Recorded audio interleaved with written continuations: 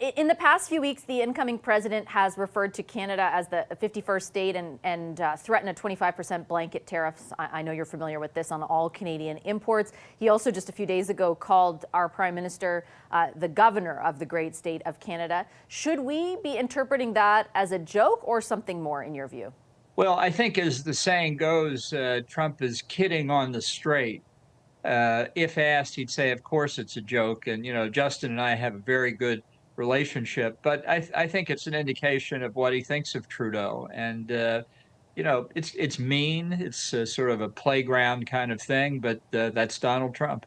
You wrote in your book, The Room Where It Happened, I remember reading a few years ago, some descriptions of meetings that they had had, in particular at the G7, and the view of Donald Trump toward the prime minister. What was it like at that time? Do you think it was personal animosity, or it was more just about the issues and the sort of disagreement over tariffs, for example, at the time?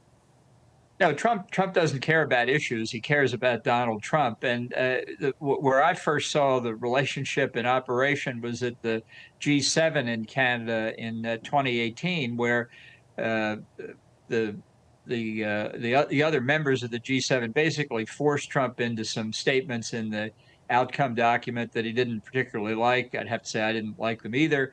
But anyway, it was agreed. Trump got on a plane, Air Force One, because we were headed to Singapore for his first meeting with Kim Jong-un. And as we were flying over the Atlantic, I was sleeping, but Trump was up because he had heard that Prime Minister Trudeau had, in his view, insulted him in the last press conference at the close of the G7.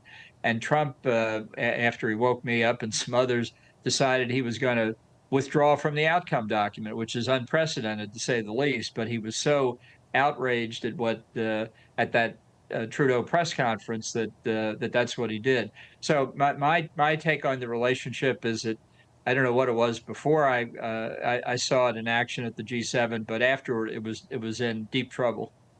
Is there a way to navigate that or recover from that this second time around?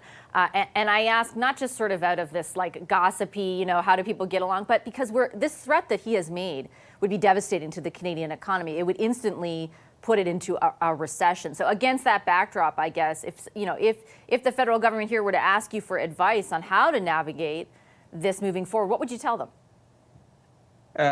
Well, it's not pleasant news, but the thing to do is flatter Trump and try and work on him that way. I think the foreign leader who was most successful at dealing with Trump in his first term was Shinzo Abe. Abe didn't really lather on the flattery, but he spent time with Trump constantly on the phone, in person, on the golf course.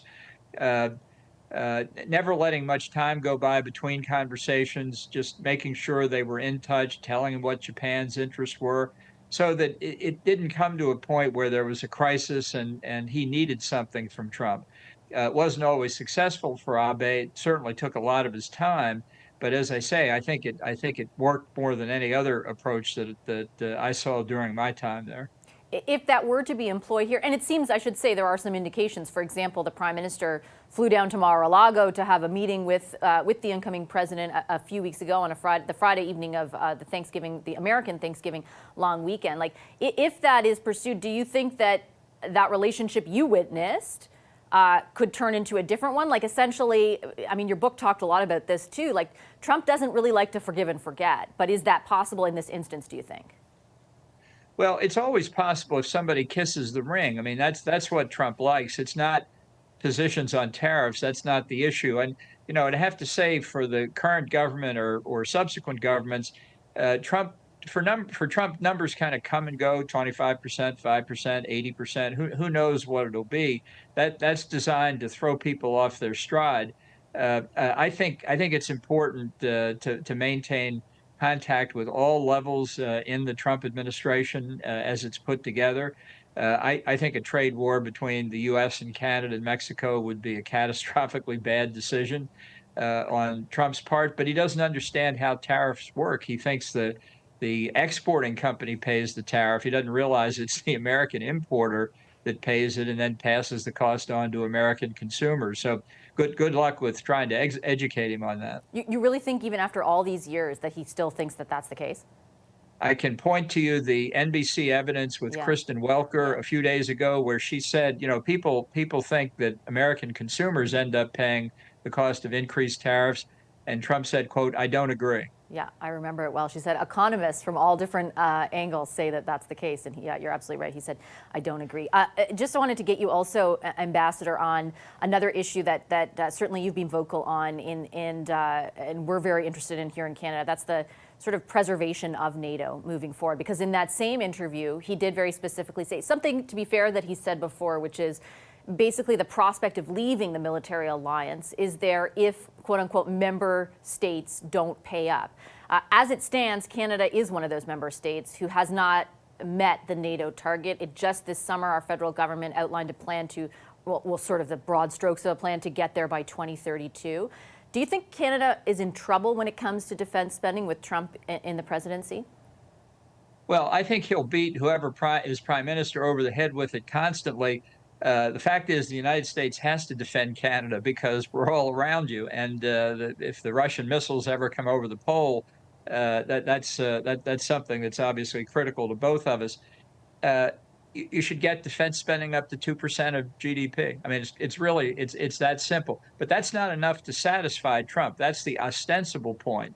But in other conversations on NATO, he's talked about how foreign governments, particularly the European Union, have negotiated unfair trade deals with the United States. He has a lot of gripes, and the actual withdrawal from NATO could be precipitated by what happens in Ukraine or a number of other events. And basically, it's because Trump thinks we defend Europe and Canada, we don't get anything out of it, and they don't pay. So why are we in NATO? That's what he thinks. And the best hope, I think, of avoiding American withdrawal is to distract him for the next 4 years. Do you think NATO's in trouble? I do. I really do. I think our other bilateral alliances with countries like Japan and South Korea are also in trouble. Okay, I got to leave it on that note. Ambassador Bolton, pleasure to have you on our program. Thank you for making the time. Thanks for having me.